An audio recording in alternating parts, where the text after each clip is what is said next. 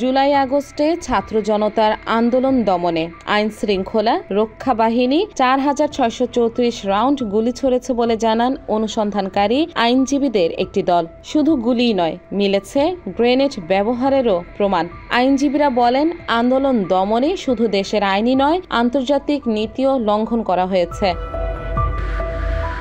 ছাত্র জনতার আন্দোলন রুখতে কী ধরনের অস্ত্র আইনশৃঙ্খলা রক্ষা বাহিনী ব্যবহার করেছে তা নিয়ে অনুসন্ধান করেছে আইনজীবীদের একটি দল। জুলাইয়ের ঘটনায় ঢাকা ও চট্টগ্রামে পুলিশে করা ১০০টি মামলা পর্যালোচনা করে একটি রিপোর্ট দিয়েছেন তারা।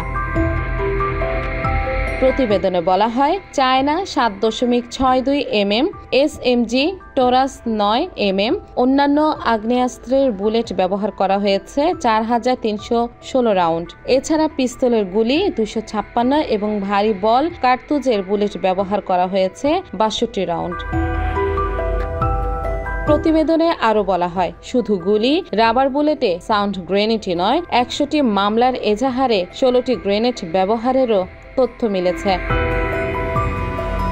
আন্দোলন দমনে বল প্রয়োগে জড়িতদের বিচারে জুলাই আগস্টে সব মামলার তথ্য পর্যায়ক্রমে তুলে ধরা হবে বলেও জানান আইনজীবীরা। NY Bangla news.